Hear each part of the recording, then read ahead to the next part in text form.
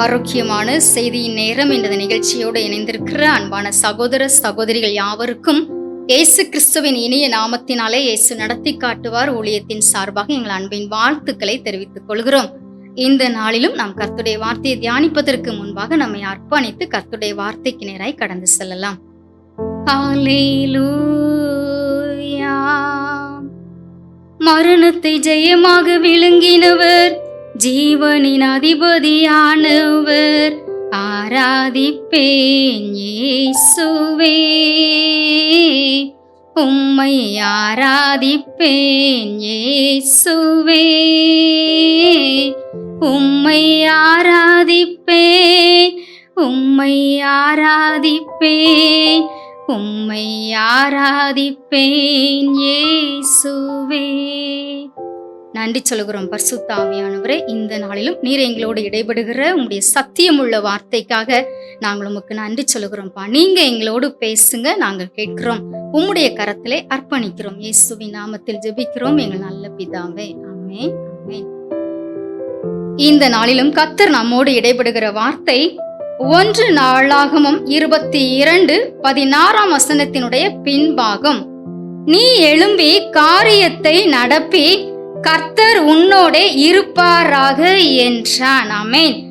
எனக்கு அன்பான தேவ பிள்ளைகளே, இந்த உலகத்திலே எத்தனையோ மக்களிடம் போதுமான பணம், பொருள், மனித சப்போர்ட் எல்லாமே இருந்தாலும் கூட சில காரியங்கள் நடக்காமல் அவர்கள் பரிதபிக்கிறதை நாம் பார்க்கிறோம் நம்முடைய கண்களால். எதிர்பார்த்த காரியம் நடக்காமல் திகைத்து போய் நிற்கிறாங்க. ஆனால் அன்றைக்கு தாவீது ராஜா யுத்தம் செய்து வெற்றி பெற்று தங்கம் வெள்ளியை ஏராளமாய் குவித்து வைத்திருந்தார். எதற்காக? தன்னுடைய தேவன் தங்குவதற்கு, அவர் வாசம் பண்ண ஆலயத்தை கட்டுவதற்காக. ஆமென், ஹல்லேலூயா. அந்த நாட்களிலே தங்கமும் வெள்ளியும் ஏராளமாய் இருந்ததால் வெண்கலத்திற்கு மதிப்பே இல்லாமல் இருந்தது.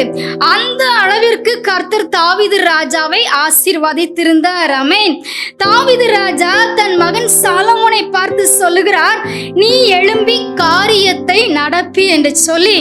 இத்தனை திரளான பொருட்கள், ஆட்கள் இருந்தாலும் கூட காரியம் தேவனால் மட்டுமே கைகூடி வர முடியும். ஆமென். அதைத்தான் தாவீது ராஜா தன் மகனிடம் சொல்லுகிறார், நீ எழும்பி காரியத்தை நடப்பி கர்த்தர் உன்னோடே இருப்பார் என்று சொல்லி.